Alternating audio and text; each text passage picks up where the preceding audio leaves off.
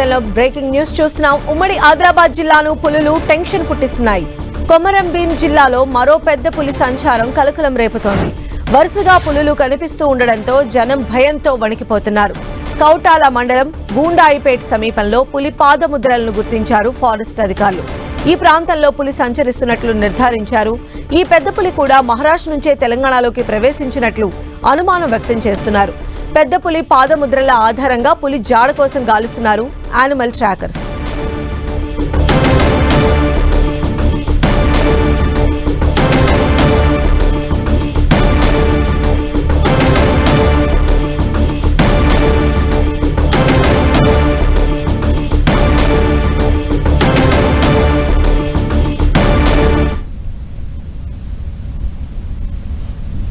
Sir जो है आप बात कर देना, एक बार उसका नंबर दे देना।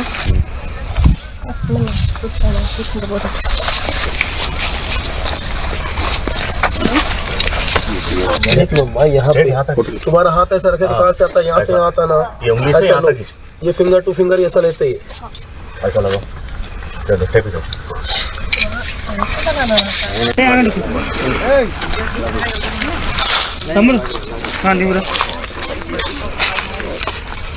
ఇంతమంది విలేజర్స్ అవసరం లేదు, మాకు అడుగులు కనిపించవు. మేము వెరిఫై చేసుకోవాలి, చూసాను కదా విలేజర్స్. మరిన్ని అప్డేట్స్ మా ప్రతినిధి ప్రేమ్ సాగర్ అందిస్తారు. ప్రేమ్ సాగర్, వేరువేరు ప్రాంతాల్లో 3 పెద్ద పులులు జనాలని అడలెత్తిస్తున్న పరిస్థితి ఉంది. అందులో ఒకటి గతంలో ఈ ప్రాంతంలో తిరిగిన పులి అయితే, మరో 2 పులులు ఎక్కడి నుంచి వచ్చాయన్న దానిపైన ఇంకా దర్యాప్తు కొనసాగుతుంది. ప్రస్తుతం అయితే నిన్న మహారాష్ట్ర సరిహద్దులో ఉన్న మాకుడి రైల్వే ట్రాక్ దాటిన తర్వాత రాత్రి ప్రయాణం చేసి హుడికిలి నుండి చీలపల్లి అడవి ప్రాంతంలోకి ఒక పులి వచ్చింది. ఇది పాతదే. ఇది సిర్పుర్టి ఏరియాలో గతంలో 2 మనుషుల పైన దాడి చేసిన పులి వరుసగా పశువుల పైన దాడి చేస్తూ తరచూ ఈ ప్రాంతంలోనే ఎక్కువగా తిరుగుతుంది. మహారాష్ట్ర సరిహద్దు దాటుతూ మళ్ళీ 2 రోజులు 3 రోజులు అక్కడ ఉండి మళ్ళీ ఇటువైపు వస్తుంది. రీసెంట్ గా ఇదే పులి 10వ తారీఖు రోజు, డిసెంబర్ 10వ తేదీ రోజు మహారాష్ట్ర వైపు దాటి వెళ్లి ఆ ప్రాంతంలో సంచరించిన తర్వాత మళ్ళీ తెలంగాణలోని సిర్పుర్టి ఆ ఉడికిలి నుంచి చీలపల్లి అడవుల్లోకి ప్రవేశించింది. ఇక 2వ పులి విషయానికి వస్తే, ఈ సమీపంలోనే కౌటాల మండలం గుండాయిపేటలో పులికి సంబంధించిన పాదముద్రలు గుర్తించారు. కొంతమంది స్థానికులు దానికి సంబంధించిన గాండ్రింపులు విన్న నేపథ్యంలో ఫారెస్ట్ అధికారులు అది నిర్ధారణ చేశారు. ఒక పులి, ఇది వేరే పులి, ఈ ప్రాంతంలో సంచరించే పులి కాకుండా మళ్ళీ ఇది కూడా మహారాష్ట్రలోని ఇతర ప్రాంతాల నుంచి వచ్చిన పులిగా చెప్తున్నారు. వాస్తవానికి ఇది కూడా తాడోపా నుంచి వచ్చిన పులిగానే మనకు తెలుస్తుంది. అయితే ప్రేమ్ సాగర్, గతంలో పులి సంచారం జరిగింది, అప్పుడు అది మహారాష్ట్ర వెళ్ళిపోతుంది అనుకున్నారు. బట్ అక్కడికి వెళ్ళి మళ్ళీ అది తిరిగి వచ్చిన పరిస్థితి కనిపిస్తోంది. అదేవిధంగా ఈ రోజు కూడా కొత్త పులి సంచారం ఆ ప్రాంతంలో కనిపించింది. అడుగుజాడలను ఐడెంటిఫై చేశారు. అంటే ఇలా అక్కడి నుంచి ఇక్కడికి రావటానికి ఏం జరుగుండొచ్చు అనుకోవాలి? పులులు ఇక్కడ తెలంగాణలోకి ఎందుకు ఇన్నిగా ఎంట్రీ అవుతున్నాయి అనుకోవాలి? అంటే వాస్తవానికి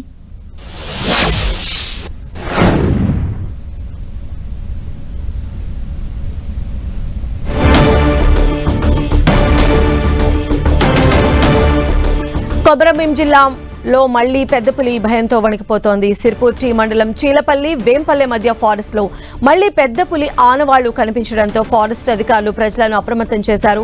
మహారాష్ట్ర సరిహద్దు నుంచి రాత్రి హుడిలికి ఫారెస్ట్ మీదుగా తెలంగాణలోకి వచ్చినట్లు అధికారులు భావిస్తూ ఉన్నారు. నిన్న మహారాష్ట్రలోని మాకుడి రైల్వే ట్రాక్ పై కనిపించిన పెద్ద పులి మళ్లీ సిర్పుర్టి ఫారెస్ట్ లోకి ఎంట్రీ ఇచ్చిందంటున్నారు ఫారెస్ట్ అధికారులు. పులి అడుగు జాడల ఆధారంగా ట్రాక్ చేస్తున్నారు. మంచిర్యాల జిల్లా హజీపూర్లోనూ పెద్ద పులి సంచారం ఆందోళన కలిగిస్తోంది. ఇటు కొమరం భీం జిల్లాలో పులి ఉన్నట్లు ఫారెస్ట్ అధికారులు చెబుతూ ఉండగా, తాజాగా మంచిర్యాలలోనూ ట్రాప్ కెమెరాలకు పెద్ద పులి కదలికలు చిక్కాయి. మందమర్రి మండలం అందుగులపేట అడవి నుండి వచ్చినట్లుగా అనుమానం వ్యక్తం చేస్తూ ఉన్నారు ఫారెస్ట్ అధికారులు. పెద్ద పులి లక్సెట్టిపేట ఫారెస్ట్ రేంజ్ వైపు వెళుతున్నట్లుగా గుర్తించారు. దీంతో సమీప గ్రామాల ప్రజలు భయాందోళన చెందుతున్నారు. సో ప్రేమ్ సాగర్, ఫారెస్ట్ అధికారులు ఏం చెప్తూ ఉన్నారు? మహారాష్ట్ర నుంచి పులుల సంచారం తెలంగాణకు ఎక్కువ అవడానిపైన వాళ్ళ అనాలిసిస్ ఏంటి? వాస్తవానికి కూడా తాడోబా టిపేశ్వర్ పులుల అభయారణ్యాల్లో పులుల సంతతి విపరీతంగా పెరిగిపోయింది. సో అవి కొత్త టెరైన్ ని ఏర్పాటు చేసుకునే దిశగా తెలంగాణ వైపు వస్తున్నాయి. వాటికి అవతల మహారాష్ట్ర వైపు వేరే సోర్స్ లేదు. సో ఈ అటవీ ప్రాంతం అంతా కూడా తెలంగాణకి అనుకుని ఒక బెల్ట్ లాగా ఉంటుంది కాబట్టి ఈ ప్రాంతానికే తరచూ పులులు వస్తున్నాయి. 7 నుంచి 8 పులులు రెగ్యులర్ గా సంచరిస్తున్న పరిస్థితుల్లో ఈ చలికాలంలో మాత్రం కొంచెం పులుల సంఖ్య పెరుగుతుంది. 10 నుంచి 12 ఒక్కోసారి 15 పులులు కూడా ఈ ప్రాంతంలోకి వస్తూ ఉంటాయి. సో వచ్చిన పులులు ఇక్కడ శాశ్వతంగా నివాసాన్ని ఏర్పరచుకోలేకపోతున్నాయి.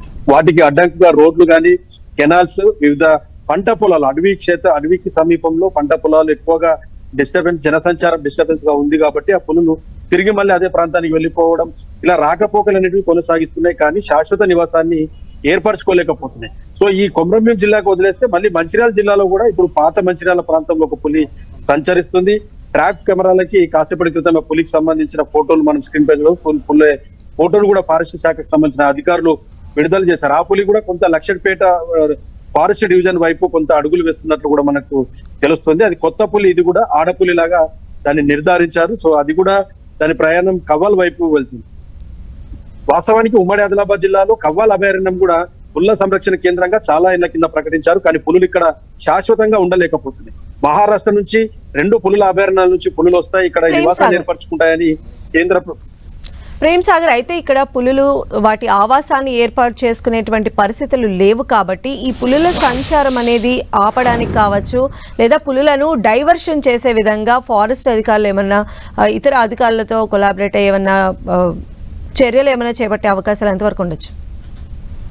వాస్తవానికి కూడా ఈ కొమరంభీం జిల్లాకు సంబంధించిన ఫారెస్ట్ శాఖ అధికారులకి ఈ పులుల ట్రాకింగ్ విషయంలో కొంత పూర్గా ఉన్నారని చెప్పుకోవచ్చు. పెద్దగా ఎక్స్పీరియన్స్ లేకపోతే మహారాష్ట్రలో మాత్రం దీనికి చాలా ఎక్స్పర్ట్స్ ఉన్నారు. అక్కడ ఉన్న పుల్ల సంరక్షణ కేంద్రంలో ఎనిమల్ ట్రాకర్స్ కావచ్చు, కొంత ప్రైవేట్ సిబ్బందిని కూడా రోజుకు 1000-1500 రూపాయలు ఇచ్చి అక్కడ గ్రామాల్లో కొంత ప్రైవేట్ సిబ్బందిని కూడా అక్కడ వాళ్ళు వారి సేవల్ని వినియోగించుకుంటూ ఉంటారు. రెగ్యులర్ గా ఇలాంటి ప్రక్రియ మహారాష్ట్రలో తరచూ జరుగుతుంది. ఆ పులి మనుషులపై దాడి చేయకుండా అలర్ట్ చేయడం, దాన్ని దారి మరలించడం కానీ, దాన్ని రెగ్యులర్ గా ట్రాక్ చేస్తూ అవతల వైపు ఉన్న గ్రామాలని అలర్ట్ చేయడం అన్నది మహారాష్ట్రలోని చంద్రపూర్ కావచ్చు, ఇక్కడ టిపేశ్వర్ సంబంధించిన పులుల అభయ కేంద్రాలు జరుగుతుంది. కానీ మన సిరిపూర్ ప్రాంతంలో కానీ, ఆదిలాబాద్ ప్రాంతంలో, ఈ మంచిర్యాల ప్రాంతంలో అలాంటి వ్యవస్థ లేదు. వీళ్ళు పులుల్ని ట్రాక్ చేయడానికి నానా వ్యవస్థలు పడుతుంటారు. చూసాం గతంలో 2 నెలల పాటు ఒక పులిని ట్రాక్ చేయడానికి చాలా ఇబ్బందులు పడ్డారు. ఎక్కడ కూడా పులి కనీసం డ్రోన్ కెమెరాలు కానీ, ట్రాప్ కెమెరాలు చిక్కని పరిస్థితి ఉంది. సో మహారాష్ట్ర అధికారుల సహాయం తీసుకుంటున్నారు. సో దీన్ని ఒక కారిడార్ గా ఏర్పాటు చేయాలన్న ఒక డిమాండ్ ఫారెస్ట్ అధికారుల నుంచి ప్రభుత్వానికి అయితే వెళ్ళింది. సో ఈ పులులు రెగ్యులర్ గా ఎటువైపు నుంచి వస్తున్నాయి, అవి కవ్వాల్లోకి ప్రవేశించే మార్గంలో ఎక్కడైతే రోడ్లు, కెనాల్స్, వ్యవసాయ క్షేత్రాలు ఉన్నాయో వాటన్నిటినీ కూడా ప్రభుత్వము తీసుకొని అక్కడ నుంచి జనాల్ని తరలిస్తే మాత్రం ఖచ్చితంగా ఇది పులులకు సంబంధించి కవ్వాల్లో ఒక రెగ్యులర్ గా ఒక 15 పులులు ఉండే విధంగా ఒక ప్రాంతంగా అభివృద్ధి అవకాశం కూడా ఉంది.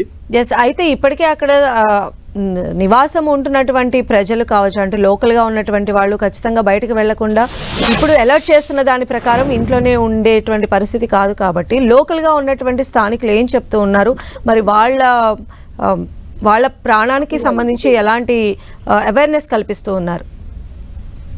రైట్, ఈ చుట్టుపక్కల ప్రాంతాలు ప్రధానంగా సిర్పూర్తి, కాగజ్ నగర్ సంబంధించిన మండలాల ప్రజల జీవన వ్యవస్థ కొంత ఈ పులి వల్ల అస్తవ్యస్తమైందని చెప్పుకోవచ్చు. ఎందుకంటే ఈ సీజన్ లో కొంత పత్తి కానీ, కంది ఏరడానికి రైతు కూలీలు పెద్ద మొత్తంలో అవసరం ఉంటుంది. సో పత్తి ఎక్కడికక్కడ పొలాల్లోనే ఉండిపోయింది. పత్తి ఏరడానికి కూడా జనాలు చెంకుతున్న పరిస్థితి.